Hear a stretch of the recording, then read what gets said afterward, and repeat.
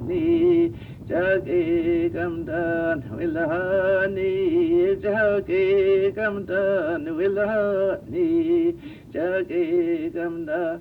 Wilahani jage gamda gada ho mi jage gamda gada ho mi hulum da ye jage gamda wilahani jage gamda wilahani jage gamda wilahani jage gamda Wilahani jage gamda gada ho mi jage gamda gada ho mi hulum da ye jage gamda wilahani jage gamda wilahani jage gamda wilahani.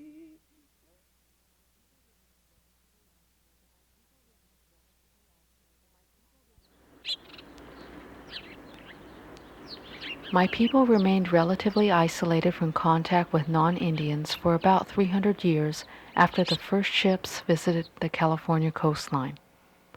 All that began to change when a plentiful supply of sea mammals brought a group of Russian fur traders to the northern California coast. They came with native Alaskan hunters bound by compulsory service. The Russians formed alliances with the local Kashaya Pomo people. Well, the Russians landed just not too far from about an hour and a half north of here and established a place, and right now it's a state park called Fort Ross. And this is where my great-great-grandpeople were living when the Russians landed there in 1812. And I guess in their exchange of articles, when the Russians left, they took a lot of the baskets that were given to them either as gifts or collection by the Russian men and taken back to Russia. When the Russians left Fort Ross, they took baskets. They valued the baskets while people around here didn't value the baskets. And they took them home and put them in their museums. The Spanish and later Mexicans and Americans eventually invaded Pomoan lands. The Spanish established a mission at San Rafael in 1817 and at Sonoma in 1823. They entered interior Pomoan lands looking for mission fugitives. New European diseases spread rapidly, killing many native people. By 1835, when the missions were disbanded, most Pomoan people no longer had the land base, tools, nor baskets which would enable them to live the old ways. Many people were reduced to becoming serfs on Mexican land grants. The Americans continued the pattern of destruction after 1850, when California became a state. The Americans didn't honor the treaties they signed with Pomoan and other California Indian groups. They passed laws which sanctioned the kidnapping and slavery of Indian people. In the late 1850s, Pomoan and other Indian people were forced onto the Round Valley Reservation and the Mendocino Reserve near Fort Bragg. My grandmother's relatives told her about one particular death march to Clear Lake. Many people died along the way. A few survivors eventually made their way home, but not before their remaining lands had been taken away. The people found whatever work they could, including harvesting crops and logging. Throughout this time, women continued to make baskets for their own use and as trade items to non-Indians for goods and services. In the 1870s and 80s, some Pomos raised enough money to establish privately owned rancherias. By the 1880s, my people came to be romanticized by non-Indians. Our baskets became popular decorations in non-Indian homes. At first, collectors were able to buy baskets for almost nothing. Some baskets were simply stolen, but Pomoan weavers gradually learned to take advantage of the growing interest in their work and began charging higher prices. Many women found they could support their families by making and selling baskets.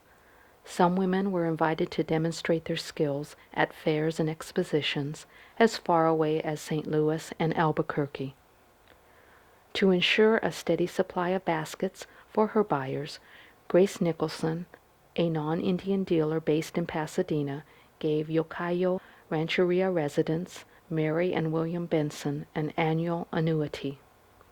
The Bensons also sold to others and soon earned enough money to become the first Indians in their area to own a car. During these years, many weavers concentrated their efforts on making intricate, fancy baskets for sale and show, rather than baskets for daily personal use. One enterprising weaver, Mary Smith, began making a gigantic basket for display at the 1916 Panama Pacific Exposition in San Francisco. She died before finishing the basket, but 10 other weavers completed it.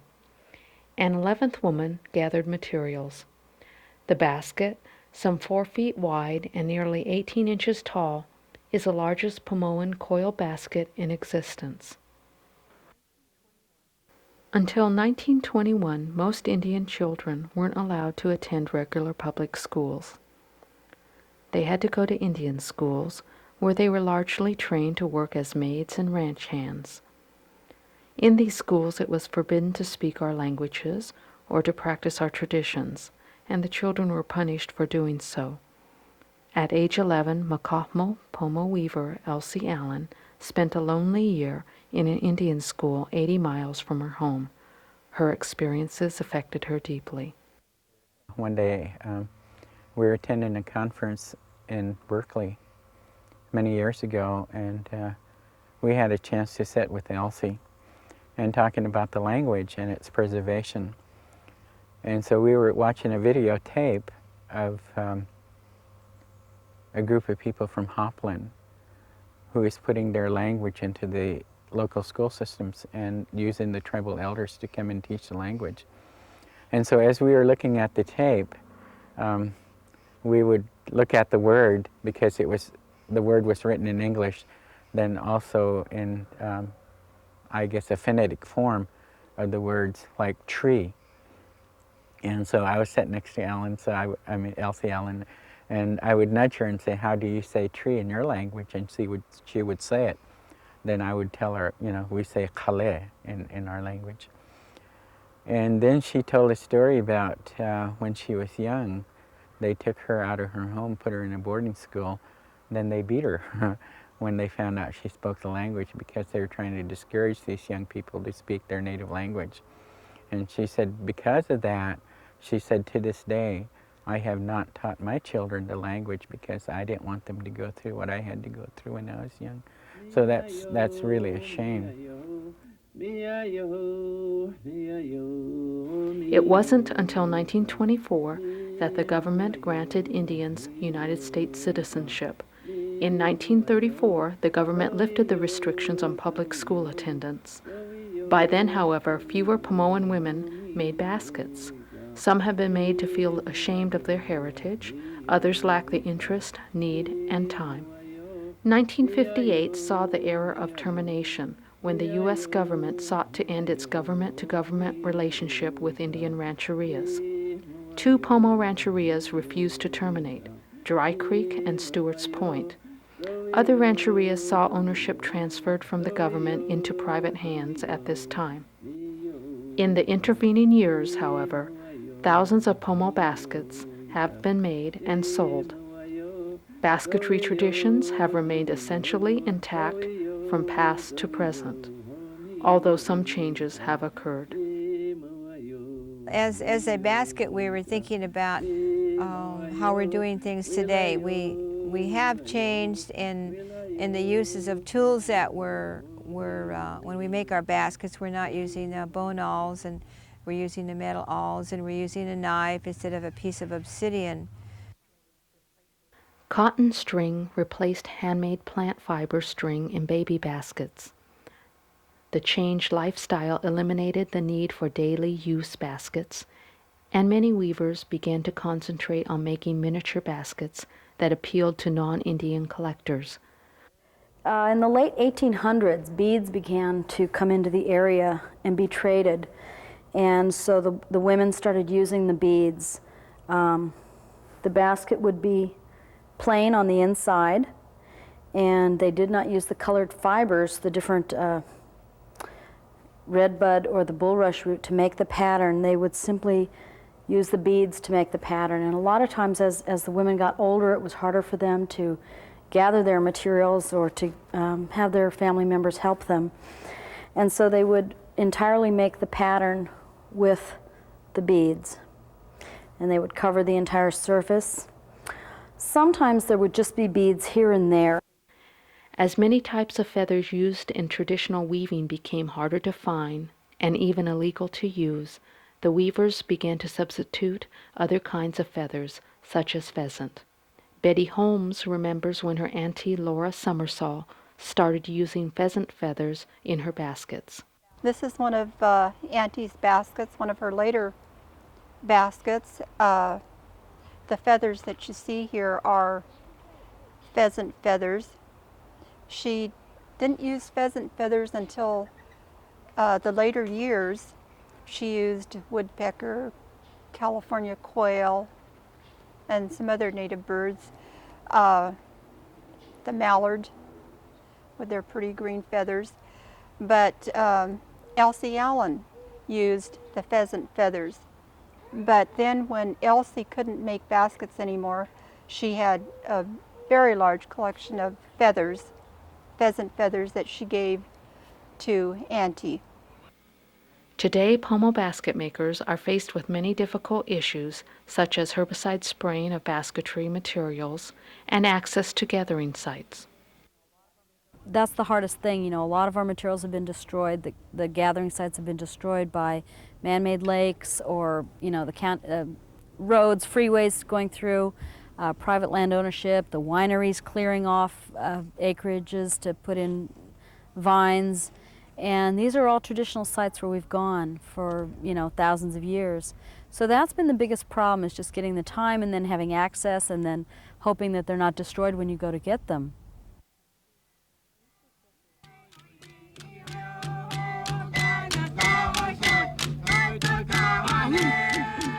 Recent decades have seen a revitalization of Pomoan culture by Pomoan peoples and increased interest in that culture by non-Indians. In an effort to preserve Pomoan basketry, elders Elsie Allen, Laura Summersall, and Mabel McKay all demonstrated and taught basketry to this new audience. These women, each a renowned basket weaver, distinguished themselves as teachers and respected individuals. Through their basketry lessons, the women taught more than a skill. They taught a way of life. When the weavers like Essie and Laura and Mabel and my grandmother weaved when they were younger, they took their time, and that was the dedication behind basket weaving. It wasn't a real quick process. It took several years to gather, prepare the materials needed to complete a basket. The gathering process in itself is a very spiritual one that our culture believes in. The long-term commitment required to learn basketry provides a barrier for many potential students. Yes, it certainly does. It takes a long time. That's where people that I started class with, they had too much to do. They're busy people, so they couldn't keep on, but they still love baskets. For others, like Elsie Allen's great-niece Susan Billy, the lessons brought a deeper sense of family and heritage. In February of '74, I knocked on Elsie's door one morning and I said, "You don't know me, but I'm your relative and I'm here to learn the basket weaving from you." She was very happy and very surprised, and she said, "Why do you want to learn this? Nobody wants to learn this anymore. No, none of the young people." And at that time I was in my early 20s and I wasn't married or anything. I was just in a really great position in my life where I could totally devote myself to this, and I had no idea that it was going to be what it came to be for me. And so it was on a Wednesday, and she said, "You know, funny thing, I started class yesterday and nobody showed up, and I'm teaching on Tuesdays and Thursdays, so if you come tomorrow, we'll start." And when I walked into her classroom, she held out her hand, and she had a basket-making awl and a knife in her hand. And she just held them out to me, and she said, "Here, these are yours." And I looked at them, and I could tell they were old. And she just looked me right in the eye, and she said, "These had belonged to your grandmother. When your grandmother passed away, they were given to me." She said, "After you left last night, you know, I realized that I'd only been holding them for you. I didn't know you were coming, but I knew that they were for you." And so she passed on this knife and this awl, and which my grandmother had made probably hundreds of baskets with. And they just, oh, when I held them, I just felt really full. I felt totally blessed to have them. In the 1970s, the United States Army Corps of Engineers planned to build an earthen dam in northern Sonoma County. The project would destroy many Mahilakauna and Makahmo Pomo cultural areas, including ancestral village sites, gathering areas for basketry materials used by generations of Pomoan weavers would be flooded. Many Pomoan people and others strongly opposed the dam's construction. Despite protest and a lawsuit challenging the project's environmental impact report, it soon became clear that the dam would be built. Some Pomoan individuals felt that the Indians of the area, past, present, and future, would be best represented and served by sharing their knowledge. They didn't want non-Indian anthropologists and archaeologists to interpret their people without their involvement. The resulting study became the first of its kind in the country. A Native American advisory committee was established to advise the archaeologists. Interviews were conducted with elders and a cultural center planned. The Warm Springs project came about as a part of the mitigation for building the Lake Sonoma, the dam. What they found, that is the citizens who were protesting the building of the dam, found that that was very valuable. It was that that Indians used this, and then that use would be lost if all of the sedge beds were flooded and weren't useful. So it was decided by the Army Corps that they would transplant the sedge here for Pomo weavers. Work crews, both Indian and non-Indian, joined Pomoan weavers to transplant sedge from areas to be flooded to a 2-acre plot near the dam. Today the plot is reserved for harvest by Pomoan weavers and their guests. When the transplanting first began, there were a number of weavers that were contacted, Pomo Basketweavers, and among them were Laura Summersall and Elsie Allen and Mabel McKay, but there were also others. Salome Alcantara was another weaver. My mom, Lucy, my aunt Josie, Joanne Dempsey, Myrtle Hurtado. There were just a number of people that were involved. Elsie Allen, Laura Summersall, and Mabel McKay were among the weavers who actively participated in what came to be known as the Warm Springs Cultural Research Project.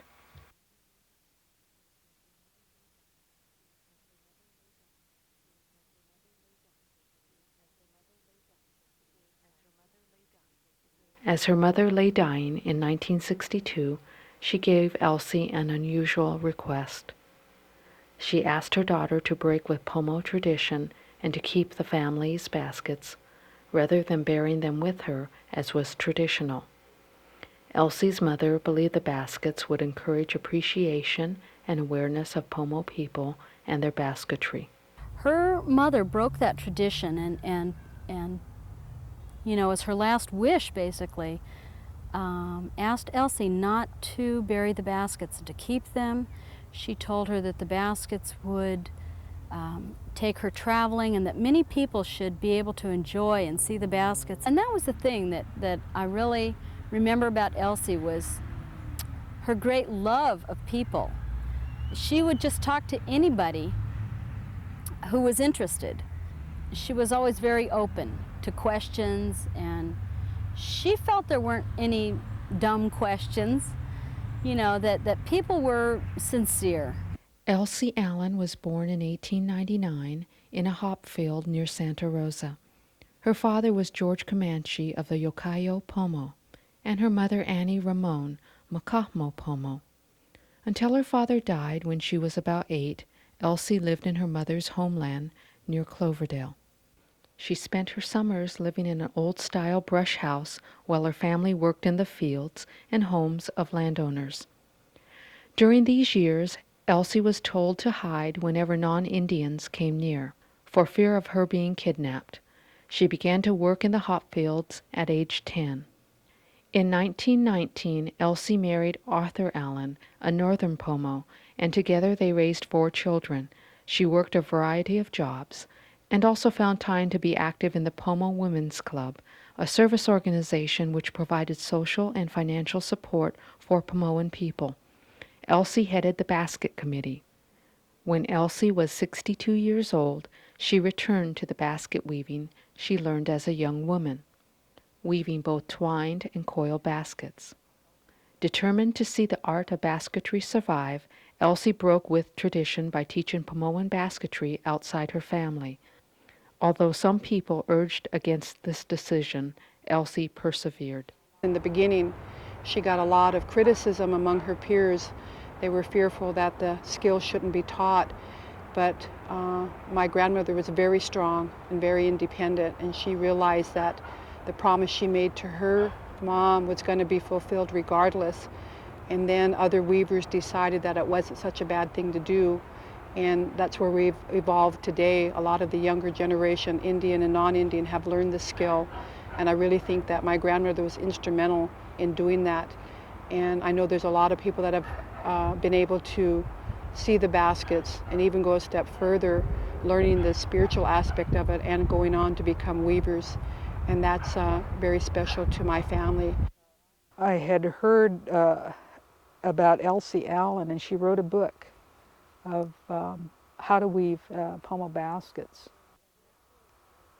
And that was the first time I had ever heard of a Pomo weaver teaching outside of the tradition of just teaching your relatives how to weave.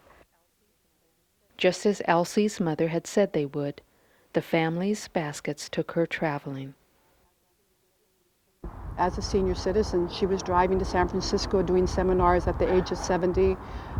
She was never home. She was a kind of a basket weaving social butterfly, if you will, in terms of really going wherever the need or desire was to learn. And I think that's a characteristic of her that I will never forget.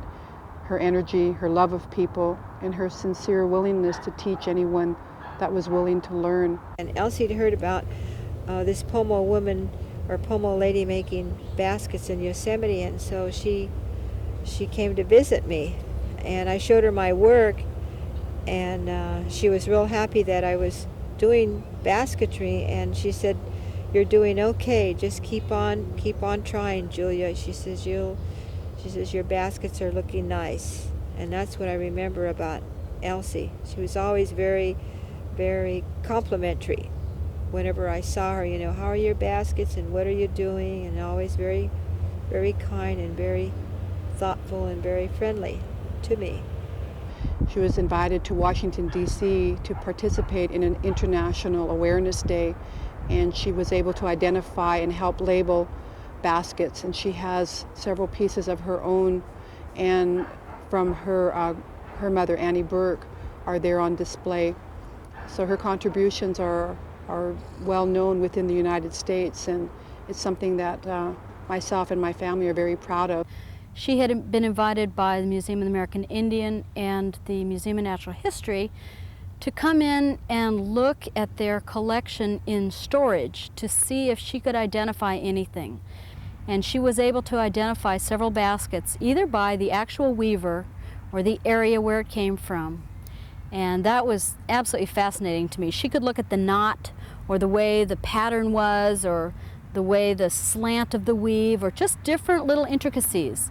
And she could identify the weaver.